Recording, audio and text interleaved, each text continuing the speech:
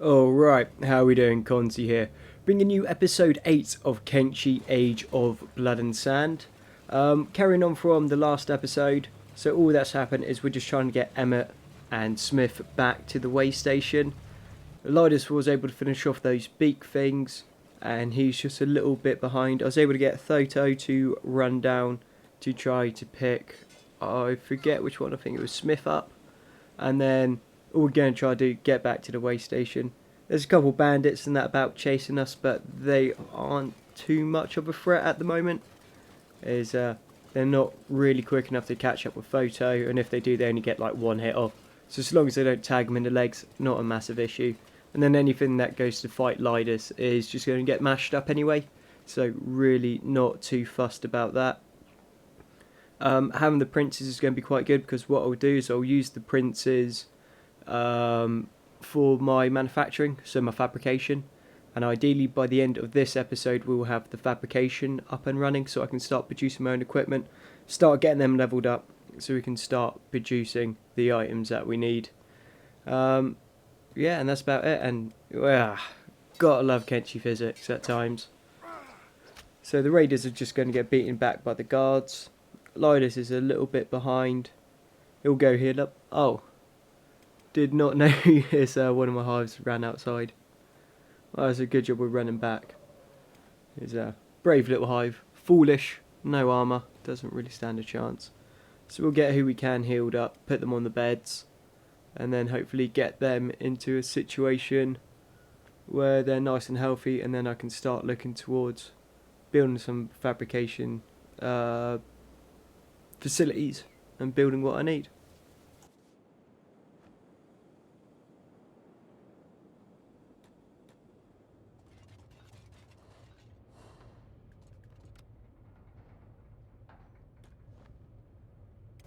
So plan's going to be the guys that are dinged up and need healing, we're going to go put on these beds for the time being, just so they can get healed up a bit quicker than their natural heal rate, because that's quite slow. But what we will do is, colony's growing a bit, we're going to need to start having our own beds. So I'm going to put some level 2 beds on the top here. This is going to mean that when I set my guys to rescue, they're going to automatically pick anyone that gets knocked down, put them onto the beds. Alternatively, if we get attacked or anything goes wrong, the guys will go use the beds themselves, so I won't need to micromanage it.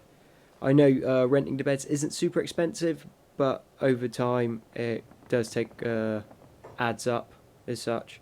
So this way they're going to be nice and cheap, and then I'll have my own beds in case. Also, where they're going to be level 2 beds, they're going to have 800% healing. So I cannot complain about that. That means they're going to get healed up real nice and quick. Also, if they're at the top of the tower, not that it makes a massive difference, but it will make it harder for, say, if a slaver convoy comes through and tries to arrest them, they're at the top of the tower, so it will buy a little bit of time. So obviously time going up and then time coming down, which will hopefully give me time to intercept them. We're also running low on storage that we need, especially metal plates. That's going to be a big one for now. If we can get that up, that means when I go to the trader, we can just go grab it, bring it back, and it's not going to be an issue. We'll also throw down a bronze ingot storage, and then the animal skins.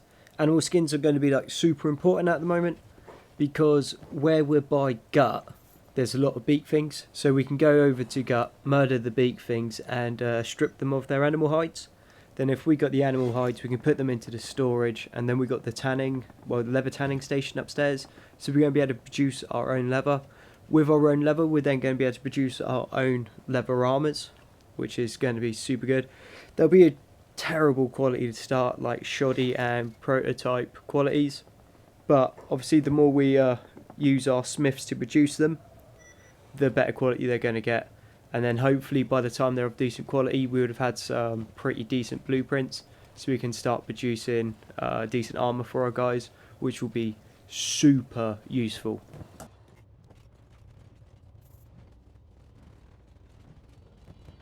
Running a little bit low on food, so we figured we'd go get some from the barkeep as it's there. Also get some more backpacks. This is just going to make moving things around a little bit easier for us.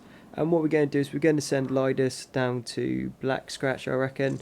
Could go to Gut, but yeah, we'll go Black Scratch so that we can get some more blueprints from the Great Library. With those blueprints, hopefully we're going to be able to produce some better armour.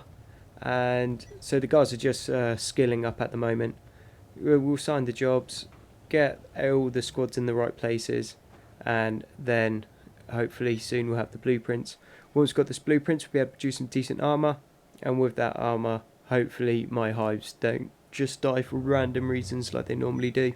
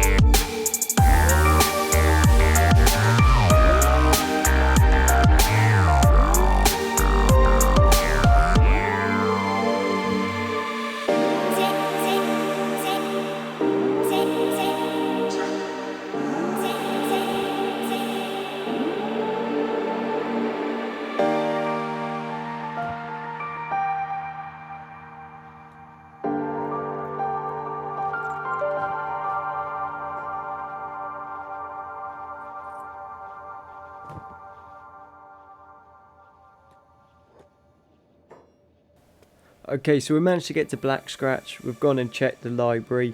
They didn't really have anything that we wanted, but I did manage to pick up the samurai cloth pants, which will be useful.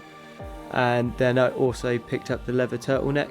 I know my Hivers can't use it, but it doesn't cost a lot of resources to make, but it takes a very long time to produce. It taking a long time to produce means that my guys who are doing the armor fabrication will spend longer doing it and it'll take less resources. So in that sense it's going to be quite useful. Just try and pick up some supplies now if there's anything left that I want. And then we also checked the bar to see if there are any other Hivers, but unfortunately there weren't any.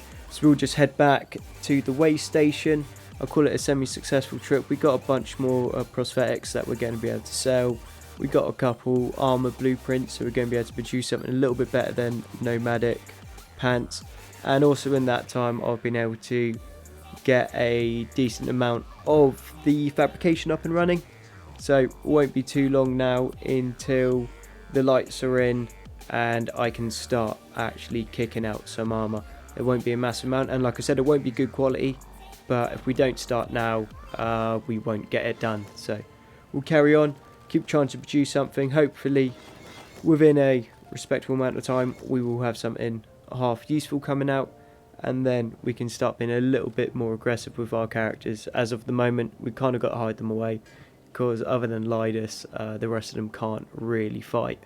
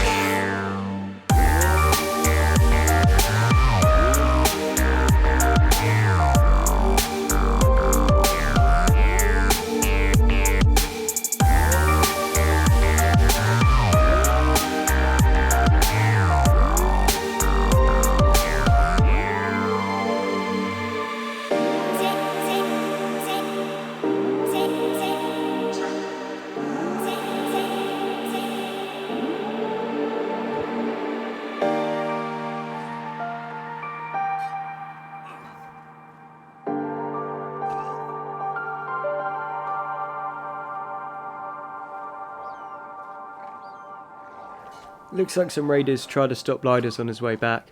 Not a massive issue, as you saw, Lidus just hacked through them like nobody's business. If I was a better player, I'd probably try to micro him, but Lidus is better when he's left alone than if I try to use him, it would seem. So what we'll do is we'll have a little look round. I did see a couple shiny weapons about. I do like shiny things, has to be said. Simple creature like that, me. We'll get another Hiver down, I reckon. See if we can't get them to pick some of this items up.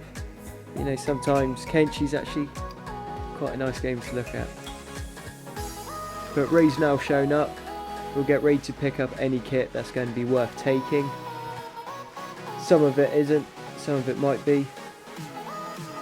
There's nothing fantastic, but then again, my hives don't actually have any weapons yet, so something's generally better than nothing. We'll take the green fruit for the simple fact that we might be able to get hydroponics up, and green fruit's fairly easy to produce, and then all you need to do is basically just add water and cook it, and then you have a food supply. We did find a nice cracked saber and a horse chopper, which is always good. Well, a hold saber and a horse chopper. So we got some decent enough kit from that, so that was definitely worthwhile. Probably should have been looting them earlier on. I generally avoided most of them, but then I don't remember seeing them with equipment that good, otherwise I might have gone and looked for it. What I'll do is I'll send Photo down, see if he can get any extra equipment out of this, because the more stuff we get, obviously the better it's going to be. And then anything that we don't want or we don't want to use, we can always sell, which is never going to be an issue. The extra cats are always going to be appreciated.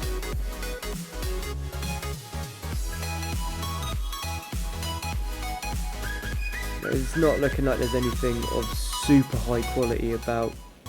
I think we got lucky with that like one group, but we got more than what we started with. So I've got a bunch of prosthetics, and now I've got a bunch of weapons, so I'm fairly happy with all of that. We got the green fruit in case we need to get a hydroponics or unlock it because of the research. And what we'll do is we'll just head back to the way station. And with that, I think that's a good time to end the episode. Well, thank you very much for watching episode 8 of Kenshi Age of Blood and Sand. I have been Konzi, and once more, thank you for watching, and I hope you'll join me on the next one.